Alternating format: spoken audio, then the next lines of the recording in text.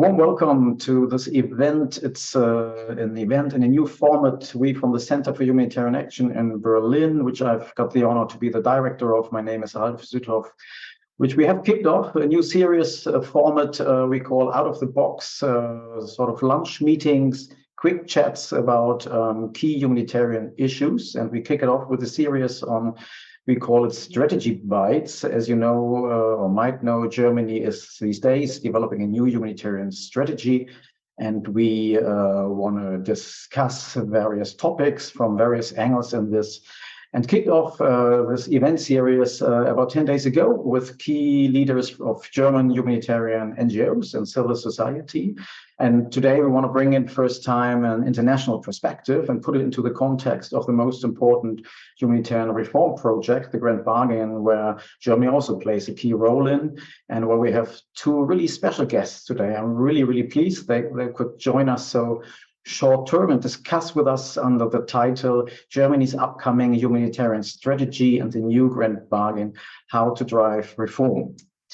On the housekeeping side, really just a 10-second note. You will have read it already on the slide. Maybe you will need to be aware we do record this, and we should tell you, of course, in the first place. Please keep your mics and video turned off if you're not a panelist. But please engage in the chat, the question and answer session. We can bring up your comments and questions later on. The relevance of the Grand Bargain for human policies we discussed already about 2 years ago with Jan Egeland. At that point in time, the new eminent person of the Grand Bargain when he's been in Berlin. And we've been very pleased. I believe, Susanna, it was one of the first events you attended in your new position at that time as a Director for Humanitarian Assistance in the German Federal Foreign Office. And so it's great to have you again, and many thanks for joining again. We are very pleased that we can keep talking about this key reform project, Germany's role in it, and now also in the strategy. And we are extremely pleased that we can do so today with another panelist, which has a double function, which is extremely exciting in this context. We welcome Michael Köhler from Brussels. He's here for two reasons. All of you will know that he's one, or maybe probably the most experienced humanitarian leader in Brussels in his role as Deputy Director General of ECHO, but since June already in a new function as Ambassador for the Grand Bargain. And of course, we will try to shed some light on what this role might mean and what your ambitions are. So a big welcome and a big thank you already to Michael as well for joining. To get a first idea what it might mean, this new function in the Grand Bargain, to start with, we have copied a slide from the new Grand Bargain structure before we give the word to Michael, and maybe we can share it in a second. But before, we can also kick it off with a survey, which we would like you to do as participants. So before we start influencing you and what the priorities might be and should be in the GB or in the German humanitarian strategy, happy to share a survey with all of you where you could tick what might be the top priorities of the Grand Bargain process and vice versa, maybe Germany's role in it. So if you had to choose out of the roughly 9 topics which are mentioned in the new Grand Bargain outline, what would be your 5 priorities? Please tick a box from the audience side. You can choose max 5 priorities you would select for Germany to move in the GB process. And make sure you scroll down. For example, on my screen right now are the first 5 topics, but there are 9 at all. So maybe you have to expand it on your screen. There's a reason why we offer 5 priority topics, which we will come back to later, because Germany has made a decision, a strategic decision in its new outline of its humanitarian strategy to prioritize 5 topics in future. And of course, the Grand Bargain won't be able to run all topics and all issues and challenges at the same time. So setting priorities and real priorities will be key. And for that, it's really interesting to get a first impression what you, from the audience side, would prioritize and would like Germany to move.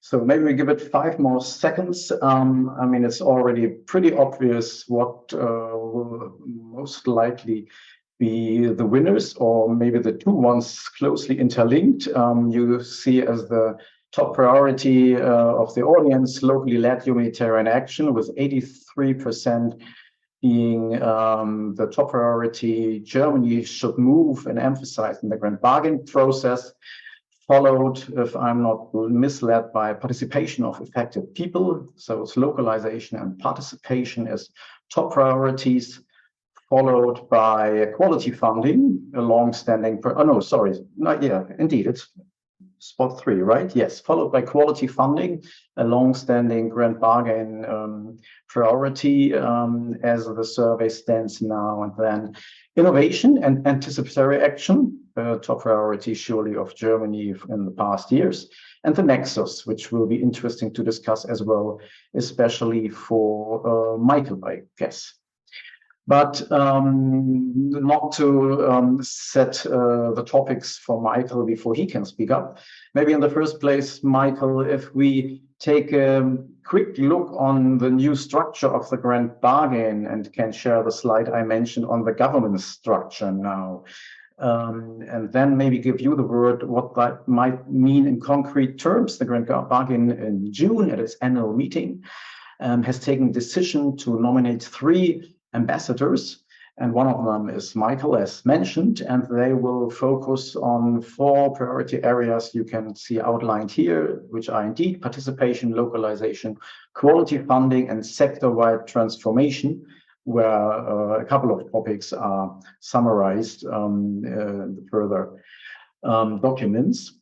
And the process, which probably we won't discuss today in detail, is a bit similar to what we've seen in the past 2 years, working a lot in caucuses as a format which has been established in the GB 2.0, but also engagement at the national level and communities of practice will be key. So maybe leaving with that, it's much better to hear from yourself and later from Susanna how you see this in concrete terms and how this could be put into practice. Michael, if you would need to describe in 1 minute, what is this role of a grand bargain ambassador and what's your ambition, what to make out of it? How would you summarize that? Well, I think we are all well used to the structures of the grand bargain, and we are used to the fact that there was an eminent person, Kristalina Georgieva, Sigrid Kach, and now Jan Egeland.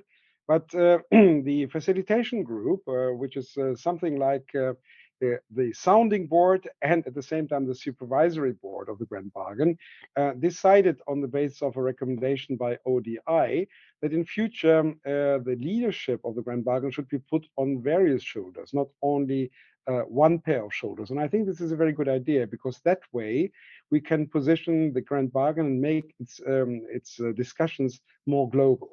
Therefore, it's not surprising that among the 3 that we are, there is Jamila Mahmood, who comes from Malaysia, a very well-known representative of the humanitarian sector as a former Undersecretary General of IFRC, but she comes there, of course, very much as a representative of the Global South. She is not only a very distinguished expert and doer in humanitarian aid, but she is, for example, also serving right now as the advisor of the Prime Minister of Malaysia on climate change.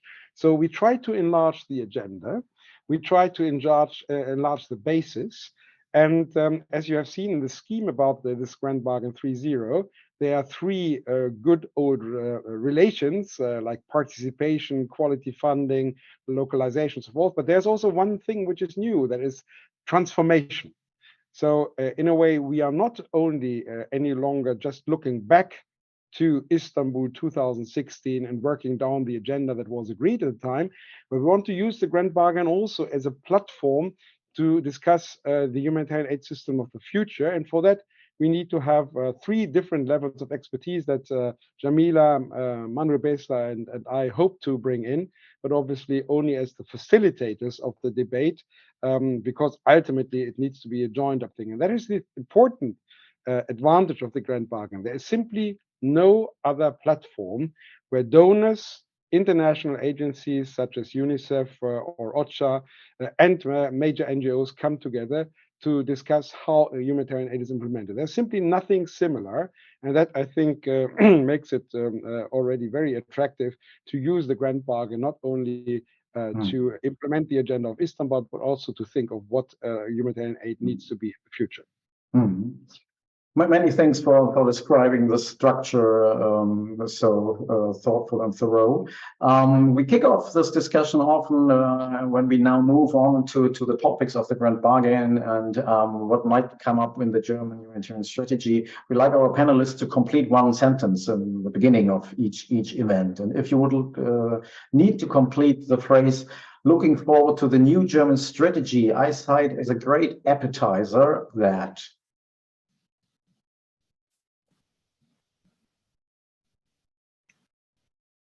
Who comes first? Okay, now you would need to complete the sentence. I can repeat it. You see as a great appetizer in the new humanitarian strategy of Germany from your grand bargain perspective. What would you see as a good way forward? I see as a great appetizer that in the draft strategy, and I acknowledge that we still go through some iterations, there's such a strong focus on the nexus.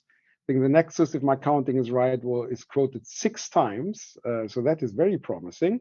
And secondly, that there's a very strong focus on humanitarian innovation, meaning big data, artificial intelligence, modern technology when it comes to food and food processing and so forth. So that I see as very promising forward-looking areas for the entire sector. So if you would elaborate a bit on the topics you mentioned already and where you see matches to the priorities of the Grand Bargain and what might come up in the strategy, what have been priorities of Germany in the past. You know, of course, German humanitarian policy is extremely well in Brussels and in Berlin. Where would you see matches? What's promising from your view and where might be gaps at the same time? Well, maybe we can come to the gaps a little bit later, but I think we are all under one impression. The way how humanitarian aid is implemented and the way how it is financed is coming to the natural end of its possibilities. And we are going to see it in 2024. When Susanne and I were in Geneva some weeks ago for the ECOWAS humanitarian assistance segment, many people were saying 2024 is going to be a horrible year, a year, so to say, of disaster. And why is that so? Because we will see that the financing model of humanitarian aid comes to its limits. With the United States diminishing its humanitarian financial footprint, with Germany coming to natural limits, and the European Union as well. And the three of us representing so far 67% of ODA in the humanitarian sector, we will have an ever-growing gap between needs and available resources. And so far, we have been able to somehow paper over it. So far, we have been able to find additional resources here and there to help with worldwide food insecurity and Ukraine, to help with COVID and so forth. But you know, the gaps are going through the roof internationally. And we see it already now with the World Food Program cutting rations basically every other week and announcing there would be more cuts in the second half of the year, for example. So we see the writing on the wall. And in 2024, the writing on the wall will be so visible, unfortunately, that even those people who are illiterate can read it. And that means we need to sit down now and find out how we can get more finance in the sector, how we need to get our priorities right. Is there anything that we have been doing over the past years that maybe we shouldn't do any longer in view of the constrained resource that we have? And there we come to the nexus. So what do other people need to do? How we interlink better in a more effective way. And we also need to think about the humanitarian system of the future. A system that is basically, let's say, shouldered by four or five major donors in a world of global needs, where climate change creates additional needs every day, where we see more and more conflict inter alia also as a consequence of climate change, although there are also many other reasons. Such a world simply needs to have another humanitarian system. And I think we need to evolve in the direction of a global humanitarian system which doesn't only mean localization, meaning more local action on the ground, but also more southern financing in addition to northern financing, cooperations between north and south and south and south and so on. We need to have a totally different system, which will not come overnight. But if we don't use the chance of the 2024 crisis, which I see very clearly coming, then the consequence will be that our sector will be less and less in a position to serve its purpose, serve the people that want to survive and have a right to survive, and basically also miss an opportunity to become more post-colonial, more democratic, more a global system, rather than simply the traditional aid system where some rich countries in the north help the many needy people in the south. I think that those times are over, and we should go into this with optimism and say, this is a chance basically to position humanitarian aid in a worldwide effort to provide stability and better international cooperation on the basis of humanitarian principles in a very new way. It's going to be a long process, but we need to start now. Thanks so much for this probably gloomy analysis, where probably a little disagreement is in the audience, and maybe sharing for the ones not working every day on German humanitarian assistance. The mentioned budget outlook is indeed a bit gloomy also on the German side by now, with the humanitarian budget supposed to be cut next year by about 37% if the parliamentary process does not adjust this. So I guess that's what Michael referred to. Well, Michael, can I ask you if the analysis is correct? In which way is this mirrored in the new grand bargain priorities, and how can it be fixed in this new structure? The GB, also by supporters, has been seen as sometimes being too slow and not effective enough. And how is it matched by the outline of the German strategy you know so far? As we saw in your scheme about the Grand Bargain 3.0, there is a new box, and this new box is basically transition, transaction. It's the future. It's the box up there to the right, sector-wide transformation. Now, what does that mean? I think it can mean two or three things. First, it means, of course, enlarging the donor base. And there we need to be much more ambitious than simply think that somehow we need to get the Arab Gulf countries back into the donor club. Yes, it means that, but it means much more. It is not understandable that there are very influential regional powers and even global powers like India, like Indonesia, like others that take lead roles, for example, the G20, and that are affected by the humanitarian crisis in their own regions and would not, so to say, somehow show solidarity. Some of them do this already, but do this also in a way that is accountable, that is transparent, that conforms with the principles of international humanitarian aid, and then give them also a voice in international discussions. I think, for example, if ever there was a Grand Bargain 4.0 in the facilitation group, we also need to have countries from the south. That's one thing. Then we have to think about innovative financial instruments. As long as I remember humanitarian aid, we are purely grant financed. We are speaking a lot about innovative financial instruments. There are some attempts, some pilots in this area. There's a lot of talk about working with the private sector, but so far this has never created a breakthrough. So far we are still working in our silo, and there are other silos out there, and the silos don't communicate really. Once a year we may talk to each other at the World Economic Forum with the private sector, for example, but operational solutions have hardly been tried out. So we need a caucus that brings together these different actors. And then, of course, the positioning, and there maybe Susanne is better placed than I am, the positioning of humanitarian aid in the basket of international action, stabilization action, peace building action, action in situations of fragility. This needs to be rethought in a way that we remain faithful to our principles and don't become a kind of a short-handed instrument of foreign policy interests, but at the same time make a contribution to addressing situations of fragility.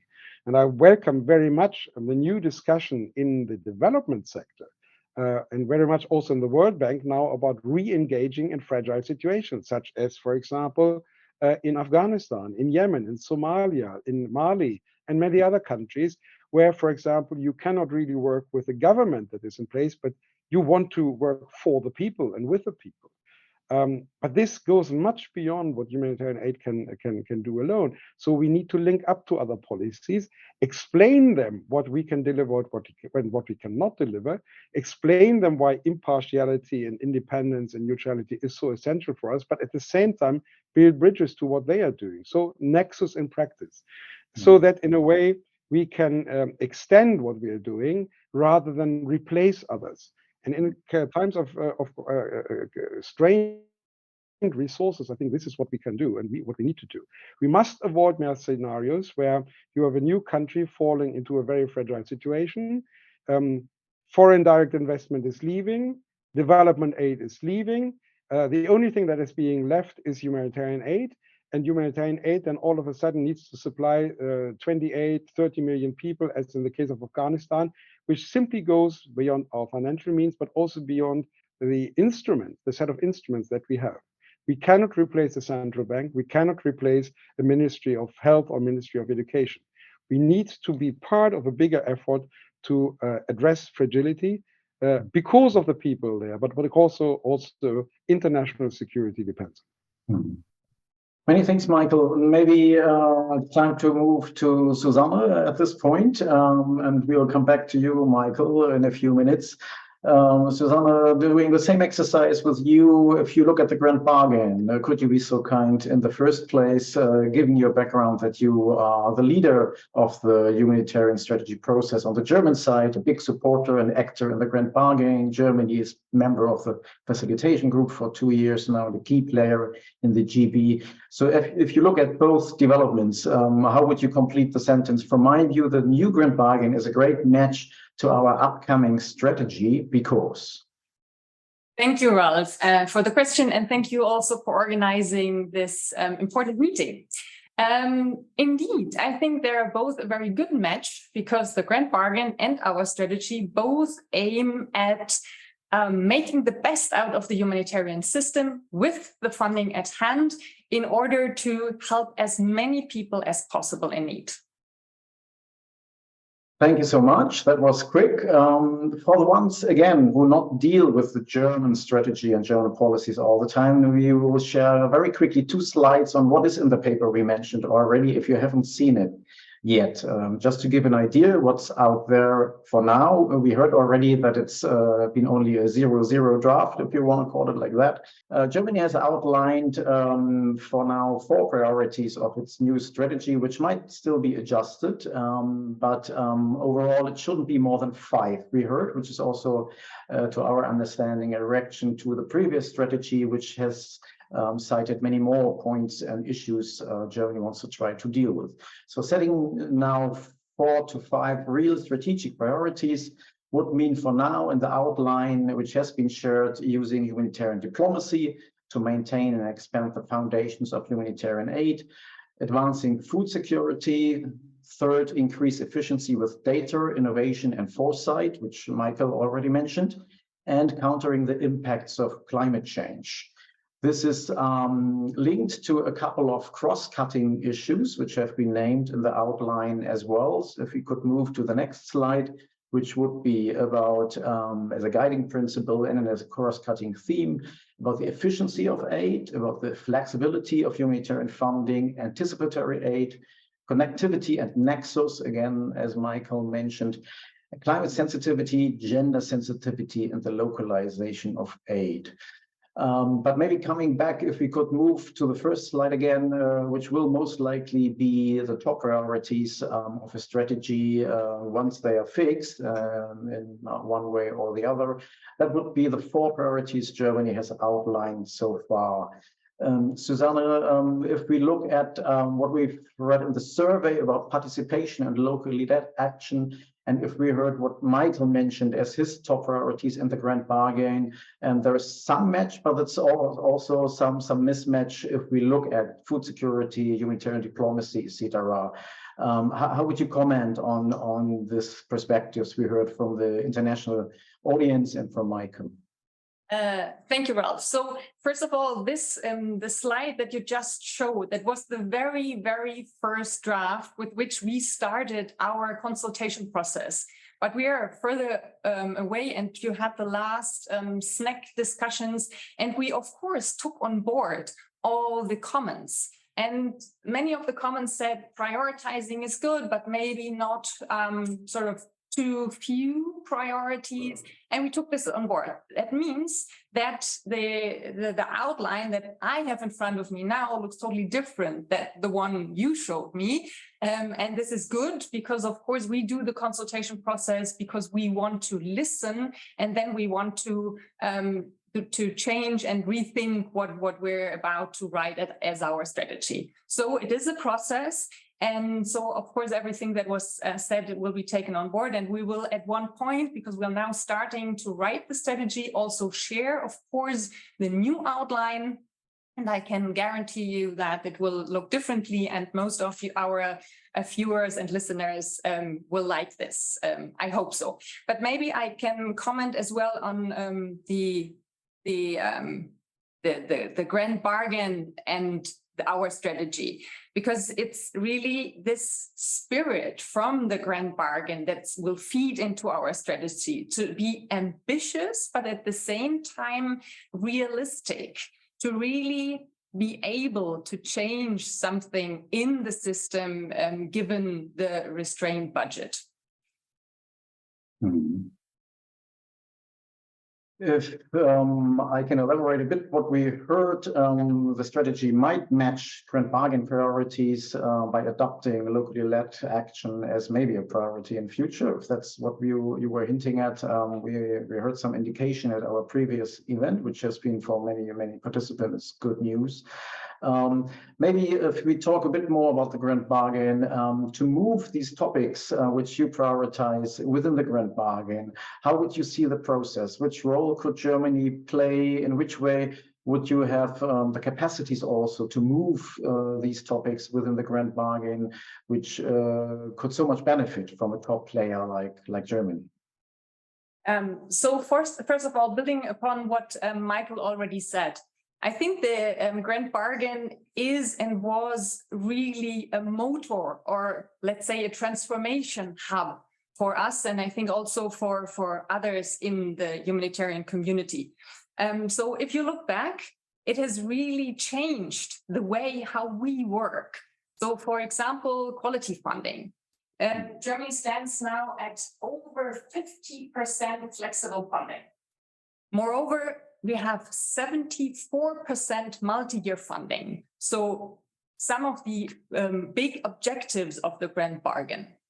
And of course, also the spirit, as I said, will also be reflected in our own strategy, and especially the new focus area too, which Michael will focus upon, the idea of acting more anticipatory, of operationalizing the nexus. And this will be also one of our focus areas, with the idea, of course, to shrinking the needs. But because you asked, maybe I give you some more concrete examples also for those who listen. Michael already said it. We have a very constrained global budget. But of course, it is in all our interest to make the best out of it. So we have to aim for efficiency gains to make sure that people still receive the assistance they need. And that means everybody, including women and groups with special needs. And this brings me to the inclusion and as well a little bit localization process, which I will touch upon later on a little bit more. We do not have to see them only at the receiving end, but integrate them and let them participate as well in the programming and the planning. And this is a little bit what the emergency coordinator Martin Griffith always calls we have to be accountable for affected people. So but localization is of course more. Whenever I travel, so when I was in Yemen, when I was in DRC, or lately in Bangladesh, I always witnessed myself the great work local organizations do. So it is in our interest to strengthen them because they know exactly what is needed. And so, of course, we, and this will also be part of the strategy, have to discuss ways how we can strengthen local actors. And this is not so easy, but we will work with our intermediaries to make sure that funding can be passed on, also overheads, but also what I said before, the participation part. And we do this, of course, it's a huge topic in the Grand Bargain, but we also have bilateral projects. And I will just mention one. This is the so-called Together project. And like the name says, it's together with local organizations in 8 countries. And we talk about strengthening capacities, but really how they can be enabled to act and how they would like to do. So this is, and there are, of course, the pooled funds. And Germany is one of the biggest donors of the pooled funds, and they serve as well to help local organizations to really do what they can do. And then the very last point that I would like to make is on quality funding. So just 2 examples. Immediately after the Russian war on Ukraine broke out, or after the earthquake in Turkey and Syria, our flexible funding enabled the German Red Cross to immediately give funding to their sister organizations so that they could immediately react in the affected areas. And this reaction, the swift reaction, is good, but it's not enough. So we have to get better in really anticipating what we can do to prevent things from happening. And again, Bangladesh, I've been there just lately, and it is really striking how anticipatory has worked there. So with the early warning systems that they set up and the trigger that we installed to give quick assistance before the flooding hits, it has really changed a lot. And we know that this is not only possible with regard to weather-induced events. We can also use this, for example, in situations of a pandemic. Just recently, the SERV allocated, I think it was 750,000 to DRC to prevent the spreading of cholera. So you see, this is the Grand Bargain, but also, of course, our strategy can enable very concrete outcomes to help improve humanitarian assistance on the ground. Many thanks for this comprehensive outline, very useful, and I'm sure for a large part of the audience, great news that apparently locally led action and participation will become a priority in the new strategy, which was sort of indicated in our last meeting. Maybe we stick a bit to the topic, Michael, and move that one also to you with a question. As I know that on the ECHO side, you've been very engaged on locally led action issues with the new guideline also from DG ECHO. And in the chat, we have already a couple of questions on this topic, for example, from Kira from ACF, highlighting the challenge if direct funding to local actors is limited, how can a more post-colonial and democratic system be established? If you would have feedback already on this one, which has been rated also by the audience pretty high. And we had already a question also from Peru, which also indicated that bringing in local actors might be key on various ways, while apparently for the Grand Bargain in the past years, but also for many donors, it has been the key challenge and little progress seen. So how would you see the chances of the Grand Bargain and Germany to move this topic? Well, I think this is absolutely essential, and I can subscribe to every word that Susanne just presented. I have exactly the same experience traveling to, let's say, the most complex crisis situations, but finding extremely able local organizations. So, does that mean that in future we should finance, let's say, all and exclusively local organizations? And for example, traditional organizations are out, basically? I don't think so. But you know, if you compare with what in development is happening, then you see that our development colleagues already for 30 years have the legal and financial instruments to finance local NGOs. If that is true in development, why should it not be possible also in humanitarian aid? And then you can pick and choose. You can go in a given situation for a local organization if you think that they are the best possible implementing partner because you have tested them. If you have doubts about their ability, or if you have doubts about, for example, whether being a local organization they would be sufficiently neutral or independent in the conflict, you can equally go for an international partner. And you will see that if we come to a totally new donor structure, where you have donors from the north, but also from new donors in Europe and outside Europe, from Asia, for example, they will very much insist on local organizations. It starts, by the way, with local national societies of the Red Cross and the Red Crescent, but it goes beyond. So we cannot expect, for example, a future donor like India to simply finance Oxfam. Maybe they will do that, and it would be great. But maybe they will want to finance Oxfam Kenya, for example, or any other local organization. So we need to come to a wider kind of portfolio of implementing partners. And many of the new donors will want to have their own implementing partners, which are based in their own countries.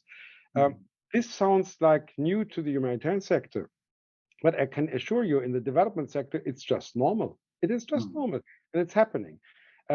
Administratively, neither the German Foreign Office nor DG ECHO, which has slightly more abundant human resources than bilateral donors, will have the possibility of handling tens of thousands of individual small contracts with local NGOs.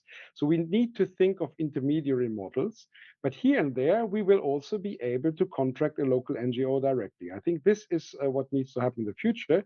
But for that, we need to adapt legal systems.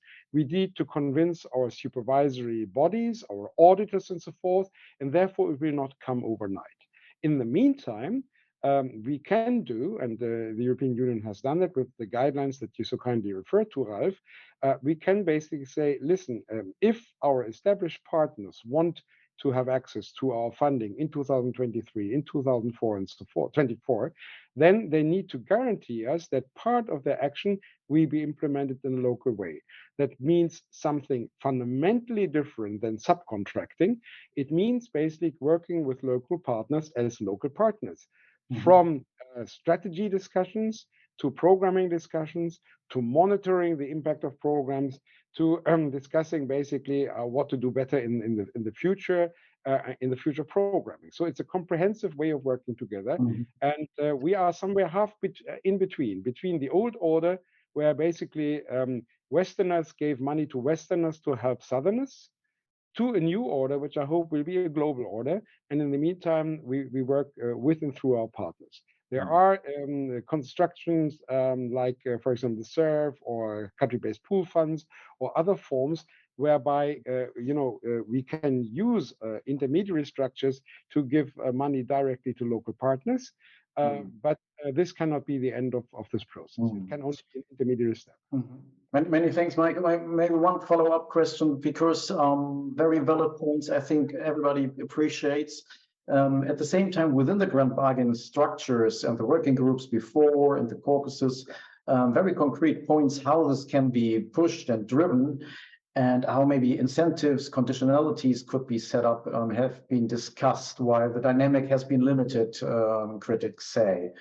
So how could in the new grand bargain this be better moved, and how could Germany support it? What are your hopes? What would be concrete steps to drive this reform?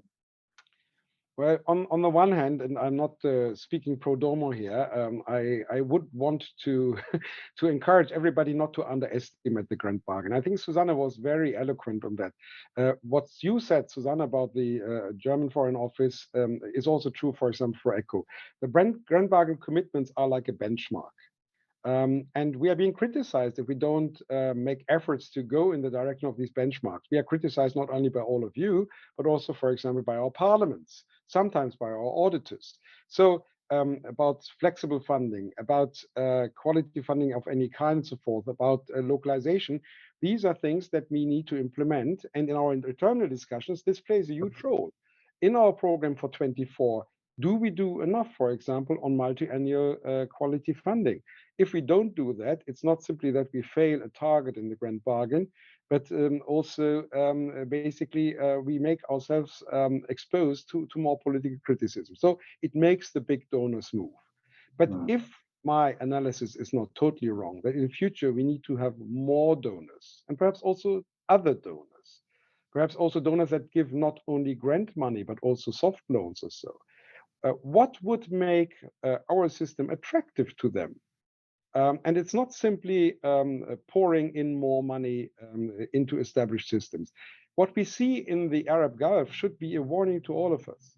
Countries like Saudi Arabia, like the Emirates and Kuwait, were until 2019 very, very important donors. They were in the top 10 list of donors, and they have disappeared from that, not because they don't want to give money any longer, but they simply don't want to use it through the established channels, because they think they have no visibility, they have no co-steering possibility, they have no influence on what's happening.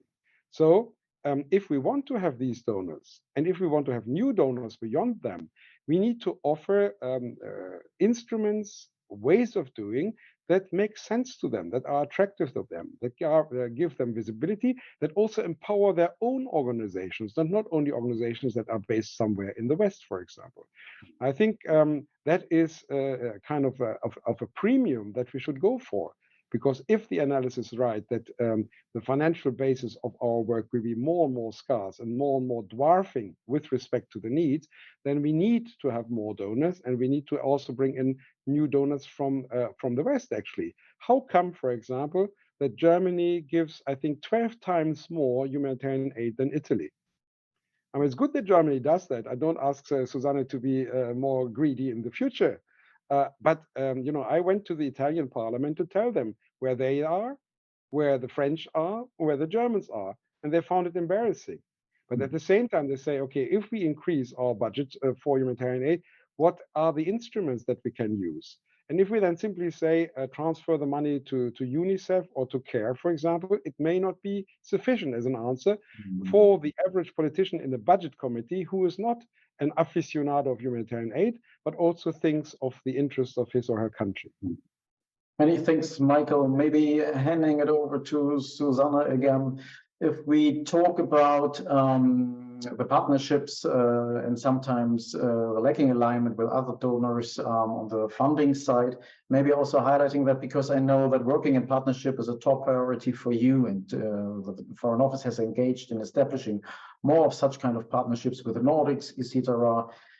At the same time, some hope that Germany could even be more of a motor within the grand bargain in future, taking others on board with its soft power, with its financial hard power, etc., and to reflect that maybe even more in the future strategy. Is that something which could be a priority for Germany, and where maybe the future outline could step up a bit compared to the previous strategy or the first draft? So, of course, partnerships are important. We have many partnerships as well with ECHO, not only with the Nordic states, but many others. So if you look at Germany in the grand bargain, I think from the very beginning, we have been one of the driving powers in the grand bargain. And now you already mentioned it, we are in the facilitation group, so representing the donor group together with ECHO and during the last 2 years. And I think the job wasn't that bad, because we were asked to stay on, so we are still part of the grand bargain. And if I should describe what I want to move forward as well in the grand bargain, I'd say first, it's it's still the forum because everybody is represented there. So we should use it for discussions, but really for discussions to move things forward. But the second point is to do it jointly. And there I come to your point, and it is as well what Michael mentioned. It's jointly, that means a little bit the quid pro quo, and to bring in more. So meaning more actors, not only donors, but also others who can have ideas on how to reform the system. And then, of course, the last point should also always be to jointly committing ourselves to really do what we line out in the grand bargain. And of course, therefore, you need partners, but you have always to increase the base. And I think, yes, this is something we strive for, and this will definitely also be mentioned in our strategy. And I totally agree with what Michael said. It cannot just be done with the donors that we have now on board. But still, I would like to underline that we have to, there is one basis, and this are the humanitarian principles. So this is the humanitarian system that we all set up together. And of course, we try to get visibility as well, but within this. So we have all opted to set up this system with the UN, with the NGOs that are very active in it, and not opted to do it on a bilateral basis. And Germany will stick to this system, and we will also encourage others to come on board and feed this system and discuss within the system on the basis of the humanitarian principles where we would like to go. Thank you so much for this. You mentioned the issue of principles and humanitarian law, and this is a great opportunity to pick up a few questions only from the chat, which is very, very active, as you can see yourself. And one more has been shared, for example, from Peru, from Juan Carlos Cubas, from a local NGO in Peru. He's raising the question if the capacity of international humanitarian law is to contain its transgressions has been reduced in parallel to the increase in humanitarian crisis. What measures could be done to in the field of knowledge expansion and dissemination of IHL? Susanne, I think this is closely linked to the important priority of your strategy of the last one and probably the future one of humanitarian diplomacy. If we quickly touch on this point, what could this mean for Germany, and in a strategic priority, how could this be worked out in concrete terms? What to make out of this challenge and how to drive this point? Thank you, Ralph, and also thanks to the chat for this question. Yes, absolutely. Humanitarian diplomacy is key. As I said, so if we uphold or want to uphold the humanitarian principles, access, that we make sure that humanitarian workers are safe, this is what we have to do as states, but as well together with all in the humanitarian community. So some of you might know that we have together with others set up the so-called call for action process, where we lobby to really uphold these principles and act whenever they are broken, which is not that easy. I admit that, and some, of course, had problems joining it. But I think the big donors are bound by this idea to help with diplomacy. And sometimes, of course, this diplomacy is behind the scenes, so it is not always that visible. But I can say that we have, in some cases, we really achieved access by the humanitarian diplomacy. And of course, we also fund organizations like the Geneva Call and the Center for Humanitarian Action that really help to help strengthen capacities also. And this brings me back to the local capacities, to really local actors. What can they do? How can they what can they do themselves on the ground to get access, and even more that they have? Thank you. Thank you so much. In the chat, by the way, also, we don't only want to raise critical questions all the time. Quite some praise also on some German initiatives, on some points Michael made on the localization side. On a more challenging question, I guess, related to how to get new partners and maybe more difficult authoritarian partners also on board. The question I might quote from Sarah from MSF Germany: what can be a future fit approach for humanitarian donors and their strategies to respond to more assertive states everywhere and the continuous problem of shrinking humanitarian space and eventual enhancing principled humanitarian assistance in very concrete contexts? Michael, that's for now not really a priority of the new grant bargain, but surely a key challenge, as you mentioned already, very different approaches in the humanitarian system by actors which are needed in one way or the other in future. So how to deal with this challenge if you look at the big reform project which can't ignore that? Of course, there's an excellent question, and there's no easy answer to the question. But I think the only way is dialogue, which doesn't really take place at this moment in time, and to explain why there are the humanitarian principles. The humanitarian principles are not like, you know, the 10 commandments that Moses brought back from the mountain, and you know, their divine word, and they don't criticize them. They are actually extremely useful. You can explain why humanitarian aid needs to be impartial, why it needs to be independent. For example, for the safety of aid workers. For example, because if it is not impartial, it creates even more conflict potential, for example. So there are even utilitarian arguments in favor, in addition of them being the expression of the experience of certain people and certain continents of hundreds of years of war in an effort to civilize basically conflict. And that is something we have to explain. I think the most important challenge for the humanitarian sector is to come out of its silo. Do we really talk enough with those who still think that humanitarian aid is simply a form of charity? Do we really explain that we are incredibly important for a multinational system that is based on many shoulders, for a world order that is more fair, for stabilization efforts?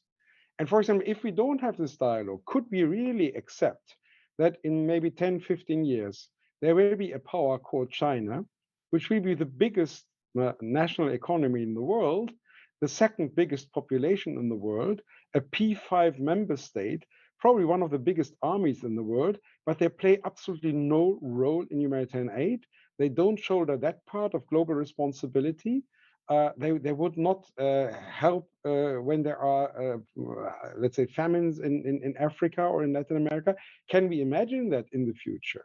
Can we imagine letting other countries off the hook, who, of course, went through a very, very successful development process, but now we need to have many more South Koreas. We need to have many more countries that made a successful transition from developing countries to industrialized countries, and that now join the club of those countries that take responsibility also for humanitarian crisis.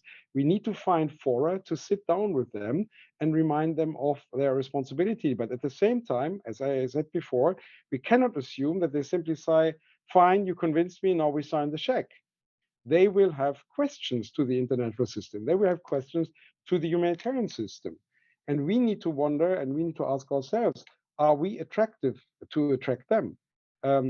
Do we need to go a step in their direction, which does not mean to fall short on our principles? I totally agree with Susanne, but it means perhaps also to take into account their concerns. If countries in Asia, for example, are very much affected by climate change, and if disaster prevention and anticipatory action is important for them in order to adapt to climate change, then I believe humanitarian aid needs to make a contribution to this. And we can do this. It's in the middle of our mandate. We must not only speak with them about the problems in the east of Congo, we also need to speak about the problems in the Pacific region, or, for example, in Southeast Asia. And I think with that, if we are a little bit lucky, we can perhaps develop a joint agenda that will help us to bring in other donors, But once again, not only donors that are public donors, I think we need to make a totally new effort to bring in the private sector, corporate social responsibility money, not only in terms of finance, but also in terms of their mastership, for example, of big data, of artificial intelligence, of digitalization solutions, that frankly, at this time we are talking about, we are not advancing very much, often because we don't have the knowledge and we don't really have the partners to this. This has to be. Many thanks, Michael. We have an extremely active chat today, and I would be tempted to pick up a lot of the chat where controversial discussion has started about locally led action, by the way. But I don't want to throw that on you now, Susanne. Maybe quickly, if you would be keen to comment on the last point Michael discussed, as we touched now on the future of the humanitarian system, which of course the Grand Bargain needs to deal with. Will we see a very different system? Will we need to compromise on the sensitive issues, for example, in the arena of humanitarian diplomacy and principles in future to get new actors and new funding bodies on board? I think I was very clear when I said before that on the humanitarian principles, we should not budge. I agree, Michael, that there is sort of not set in stone like the 10 Commandments, but I still think that they are very, very important and we should, as far as possible, not compromise on them. But that doesn't mean, of course, that we can't bring others on board. And maybe a quick word on the private sector that was mentioned. I think you, Ralph, mentioned it before. It is private sector always wants visibility. I remember the discussion Beasley, the former head of WFP, had with Elon Musk, because he tried to convince him, and then he said, is it really, what do I get out of it? And is it the system really, does it move forward something?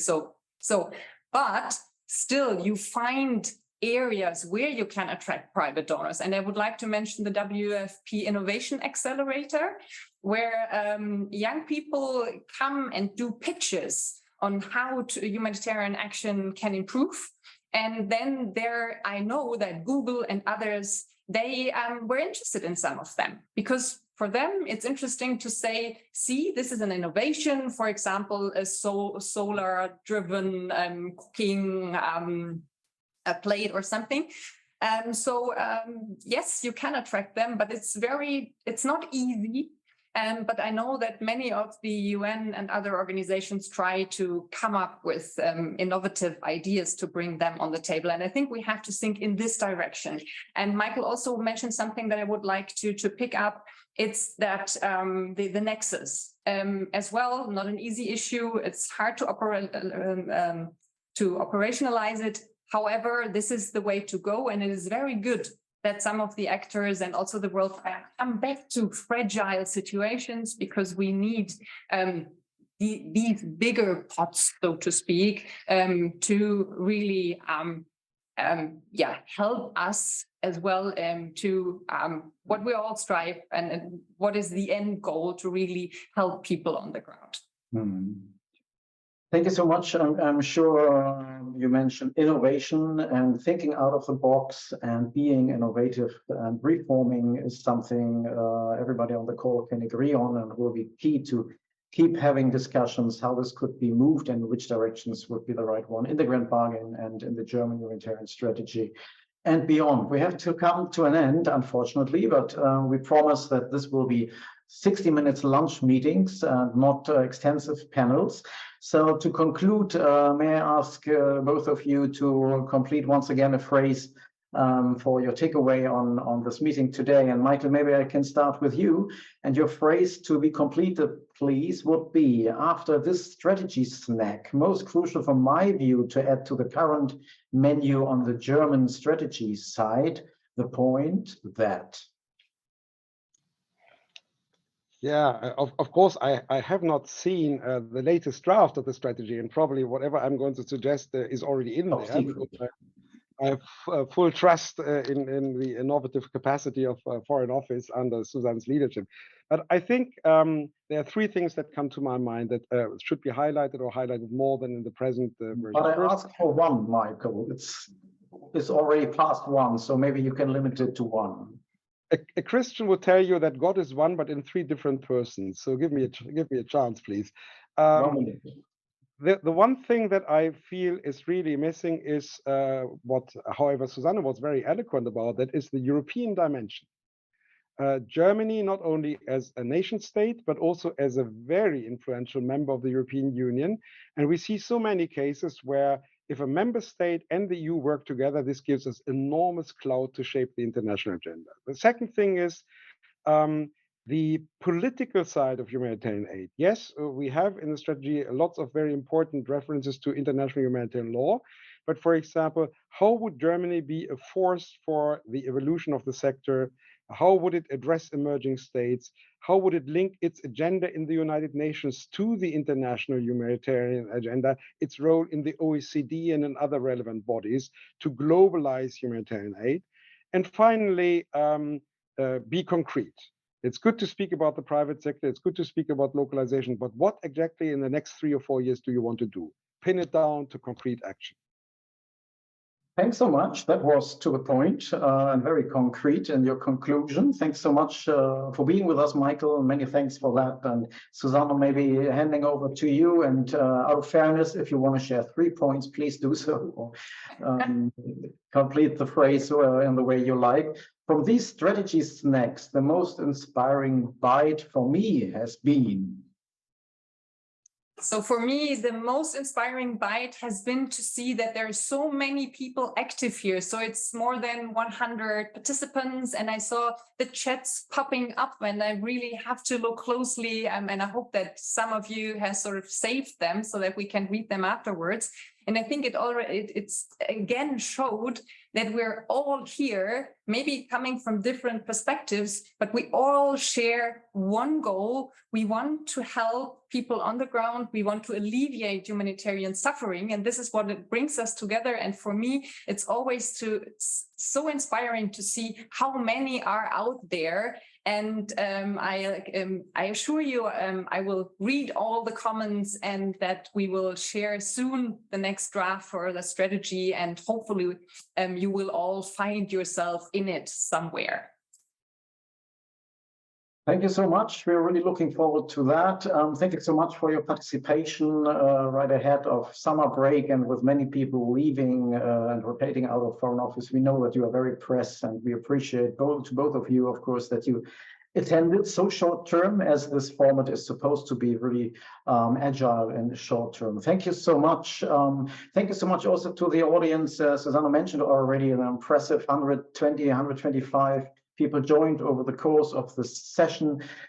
This has been the last CHAR event ahead of summer break. We are looking forward to the summer break. To be honest, we had like 1,500 registered participants in CHAR events in the first half of the year alone. So I think everybody is happy to be on holiday if you can be. We wish you really a great summer. Stay tuned. As early as next week, we will start a blog series on the German humanitarian strategy and key issues to be looked at. The first blog will look from an international ODI perspective into the issue of gender and feminist foreign policies and humanitarian strategies. And then we will come back to you with next strategy bites in autumn. And we keep you, please stay tuned. We keep you informed. The Global South representatives will be key players in autumn in our strategy bites and in the blog series upcoming.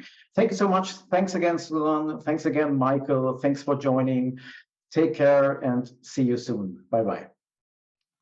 Thank you, Ralph, and thanks to all the friends who took part in this, and Susanne in particular. Thank you. Bye. Bye-bye. Thank you.